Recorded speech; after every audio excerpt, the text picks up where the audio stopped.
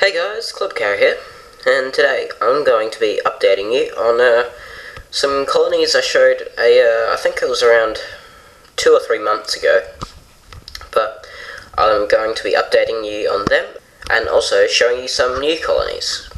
As you can see here, this Camponotus colony that I showed around in the last update video, this colony is doing very well. You can see they're probably around 7 or 8 workers, and a very respectable brood pile for a colony this size. These Camponotus are growing really fast. From just a couple workers, they've shot up, and the queen has been laying brood like crazy. Once a week I feed these guys honey, and then the week after I'll feed them protein. The protein usually being mealworms or whatever other insect I can get my hands on, but they seem to be doing quite well. Next is my favourite Camponotus colony, this still unknown red species. Well, the queen is red at least, and these first nanitic workers are a little small and don't seem to be showing the red colour that I've seen the workers having in the wild, but hopefully the next generation will have the nice red coloration that the queen has. So hopefully these guys will be a bit more advanced in the next few videos. Next is a species that I haven't shown on this channel before, and these guys are Athenogaster. They're a fairly common species found throughout Australia, and I'm assuming the rest of the world, but this colony seems to be doing quite well. I also have another colony of these that are probably around the same size. They seem to have 1 or 2 workers within a few months, and then build up a massive brood pile that then explodes into probably over 10 workers, as you can see here. Very cool ants with their long legs and weird looking queen. These guys are known to make in the wild funnel shaped nest entrances that smaller ants and other insects fall into, and then these guys, having such long legs, can climb with ease. So they make like traps with their nest entrances, which is very cool.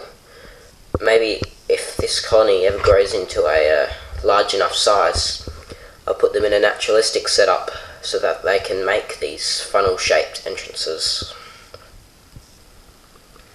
This is a colony that I showed you guys in the last episode as well.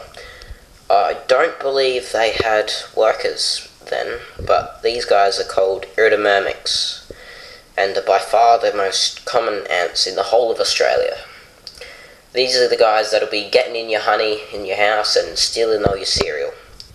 They are probably one of the most fastest growing genus in Australia, to say the least. And although they are very fast growing and maybe cool to look at for the first time, for me they're extremely annoying. They literally are the hardest out of my whole collection to feed, as they just always, as soon as I touch the cotton at the end, they all run straight to it trying to escape, which is very annoying to say the least. I have about 6 of these queens, I'd say, all around the same stage, probably around 10 workers and a very good sized brood pile. As you can see, there looks to be plenty of larvae, maybe even a pupae on top, even a couple eggs around the side there.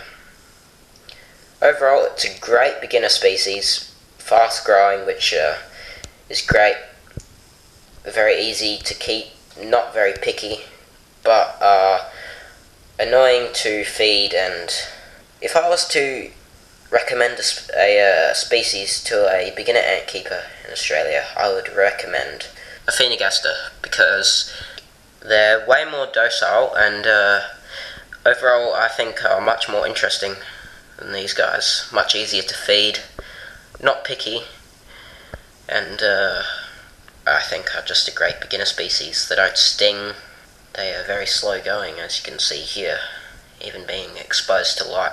They're all just chilling. Alright, on to our next colony.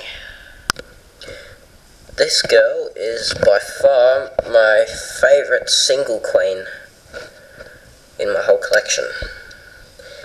This genus is called, I believe it's pronounced Amblyopone.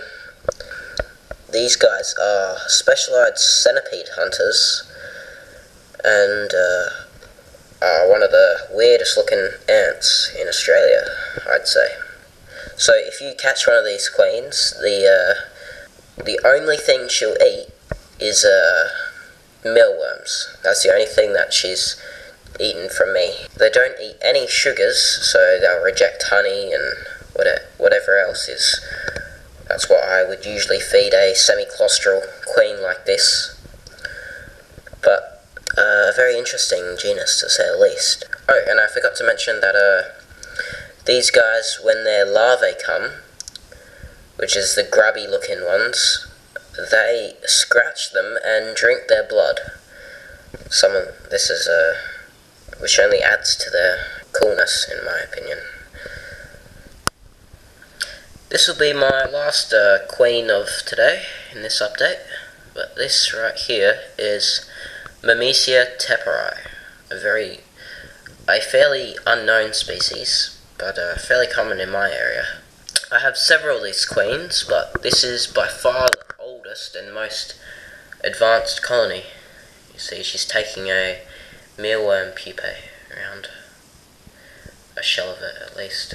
As you can see there, she has two fairly large larvae there, which are very cool.